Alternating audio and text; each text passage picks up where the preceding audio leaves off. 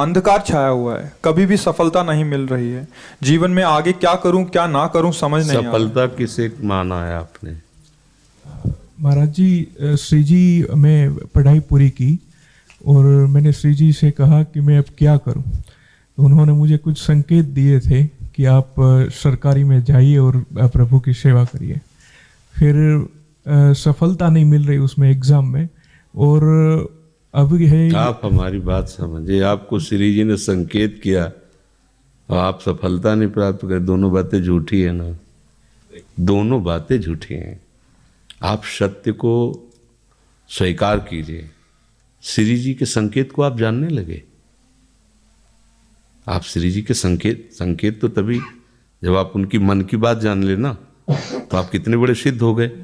और फिर सफलता किसकी चाहते हो? प्रकृति जन्य की। आप श्री जी के संकेत को जान जाओगे तो श्री जी के प्रेम की सफलता चाहोगे, लोकवत नहीं। और ये लोक की सफलता, सुनो पहले, प्रारब्ध के अधीन है। इसकी सफलता के लिए श्री जी से प्रार्थना मत करो। हमारी बात समझना। विद्यारण्य जी एक बहुत बड़े महापुरुष हुए हैं। उन्होंने अपने माता पिता को सुखी करने के लिए, धन प्राप्ति के लिए गायत्री अनुष्ठान किया। ब्राह्मण कुल में जन्म हुआ था। एक पुरस्चरण 24 लाख गायत्री होता है। उन्होंने एक पुरस्चरण किया, 2 पुरस्चरण किया, एक बार भी कोई धन की प्राप्ति नहीं हुई। आखिरी में उन्होंने संन्यास लिया। जो संन्यास लिया, माता गायत्री प्रकट हो गई। उनका अब इंद्रासन भी मांगो तो आपका, तो बोले अब क्या जरूरत है, अब तो वैरागी हो गया, विरक्त हो गया। माता पिता भी पधार गए, उनकी सेवा के लिए अर्थ चाहना। 23 पुरस्चरण किए और आप तब नहीं आए, तो उनका तुम्हारे अनंत जन्मों में ऐसे 24 महापाप थे जिनके कारण मैं नहीं आ पा रही थी। अब वो 23 पुराण से चरण से नष्ट हुए, पुरस्चरण से, और 24वां तुमने संन्यास लिया। तो अब आप जो चाहो पर, बोले अब चाहिए ही नहीं, क्योंकि अब सन्यासी हो गए, अब तो ब्रह्म प्राप्ति के लिए। तो इससे आभास होता है कि अगर हमारा बुरा प्रारब्ध है तो हमको भोगना पड़ेगा। हम कितना भी प्रयास करें वो हमें, तो हम क्या करें इसमें जिससे हमें परम शांति हो?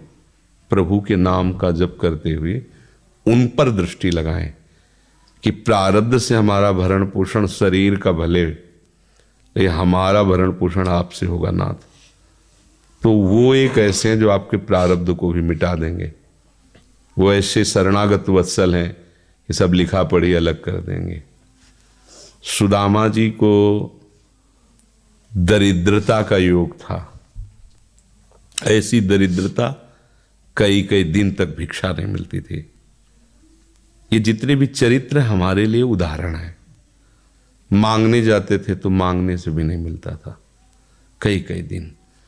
तो एक दिन उनकी पत्नी ने कहा कि हमारा आपका तो चरणामृत से भी गुजारा 2 दिन 3 दिन हो, 4 दिन हो, छोटे छोटे बच्चे तो मर जाएंगे ऐसे।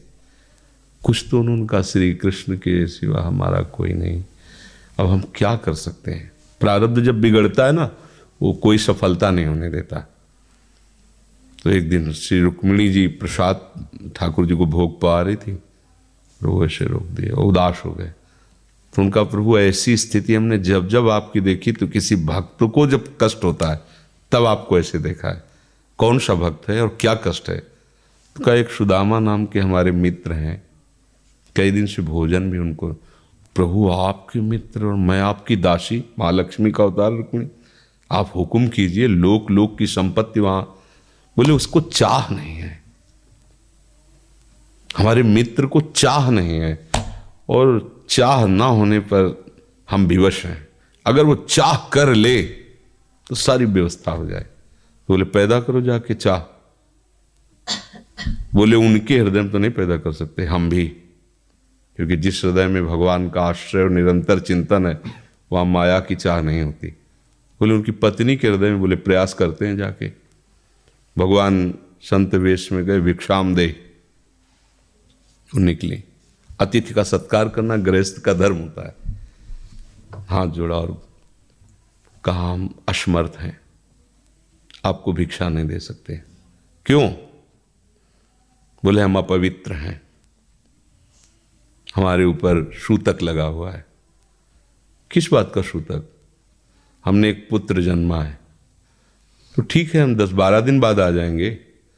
बोले नहीं, आजीवन अपवित्र रहेंगे। तो ऐसा कौन सा? बोले दरिद्रता रूपी। विद्वान की पत्नी है तो ऐसे उनका दरिद्रता रूपी पुत्र का जन्म, अर्थात सीधे ये कि मैं नहीं दे सकती या देने योग्य नहीं, ऐसा न कहीं कहा, मैं अपवित्र हूं।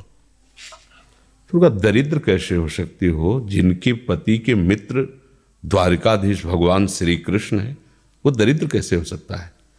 एक बार कहो ना अपने पति से। चले गए। जो सुदामा जी आए तो उन्होंने कहा कि देखो, आज एक अतिथि आए थे, उनको मैं कुछ नहीं दे पाई, मुझे बहुत कष्ट है कि मेरे पुत्र और आए हुए अतिथि का भी हम स्वागत नहीं कर सकते, उनका भरण। आपके मित्र द्वारिकाधीश प्रभु श्री कृष्ण है। सुदामा जी ने कहा, बोले चले जाओ ना, वो कुछ न कुछ सहयोग कर देंगे। तो बोले हम ऐसे मित्र नहीं बनाए कि वो हमारा सहयोग करें, कभी नहीं, मर जाऊंगा, पर उनसे ये नहीं कहूँगा कि आप हमारा। बोले मत कहना, दर्शन के लिए तो चले जाओ, वो सुना है इतने उदार हैं कि वो जाने पर ही दे देंगे। सुदामा ने कहा दर्शन के लिए तो जा सकते हैं, बहुत दिन हो गए, ठीक है, पर मित्र के पास जाए तो कुछ लेके जाना चाहिए। मैं